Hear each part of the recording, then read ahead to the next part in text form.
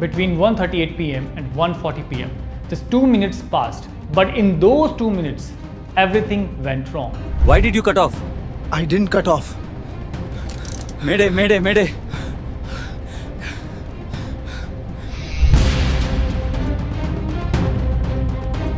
And in this video, I'm going to explain exactly what happened, seconds by second, from the moment the Air India Dreamliner left the runway to the moment it became powerless in the sky, to that final desperate mayday call that never got a response.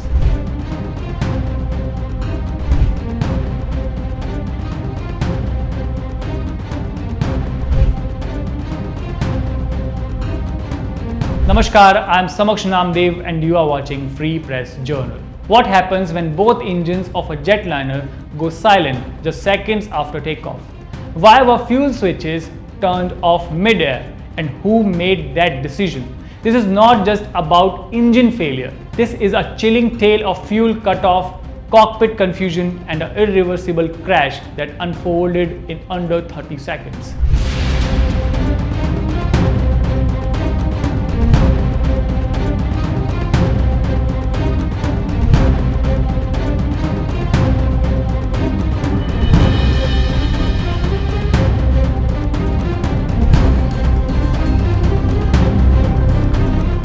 June 12, 2025, Air India Flight 171, a Boeing 787 Dreamliner, takes off from Ahmedabad for London.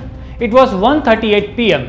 242 passengers and 12 crew members were on board. But barely 1 minute after takeoff, the aircraft plummets. It crashes into the hostel of BJ Medical College, explodes into the flames and kills almost everyone on board and several on the ground. Only one passenger survives. They cause a horrifying mid-air shutdown of both engines, triggered by something that never should have happened. The Aircraft Accident Investigation Bureau report released this Saturday revealed that both fuel control switches for engine 1 and engine 2 were moved from run to cutoff, one after the other within just 1 second.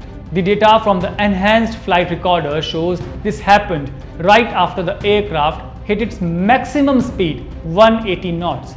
When the switches went to cut off, both engines shut down instantly. In other words, the plane became a powerless shell in the sky just seconds after takeoff. What happened in the cockpit during those fatal seconds is equally disturbing. The cockpit voice recorder picked up one pilot asking the other, Why did you cut off? I didn't cut off. Mayday, mayday, mayday. Yet, the data shows both switches were clearly moved manually. Experts suspect that this may have been accidental or a result of incorrect checklist handling. But either way, the response came too late. Let's break down the timeline of what exactly happened.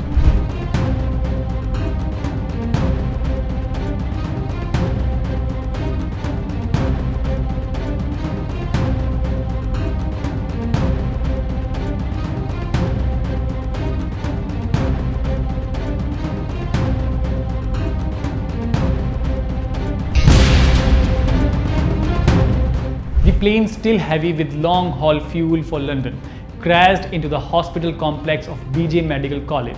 The impact and explosion killed over 275 people, including students on the ground. Only one passenger seated near the rear emergency door survived. The aircraft was under the command of Captain Sumeet Sabharwal, a senior line training captain with over 8,000 flight hours, and First Officer Cleve Kunder, with around 1100 hours. After the engine shut off, both pilots moved the switches back to run in an attempt to restart the engines. The aircraft onboard system FADEC tried to perform a relight, but there simply was not enough time or altitude. Within seconds, the plane was spiraling to the ground. This relight attempt failed, not due to system fault, but because the plane was too low and too slow. For now, the AAIB has recommended no action against Boeing 787B operators. But the spotlight is on Air India's training procedures, checklist, protocols, and cockpit discipline. Did the crew follow SOPs? Was there overconfidence, miscommunication, or even panic? We don't yet know, but this was no technical failure. This was a procedural disaster, and the cost was hundreds of lives.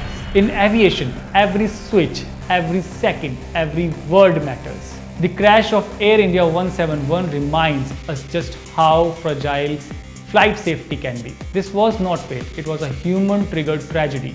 As families mourn and authorities investigate, we owe it to every passenger lost to demand better, because safety should never be optional. This is Samaksh Namdev signing off with a reminder to stay always safe.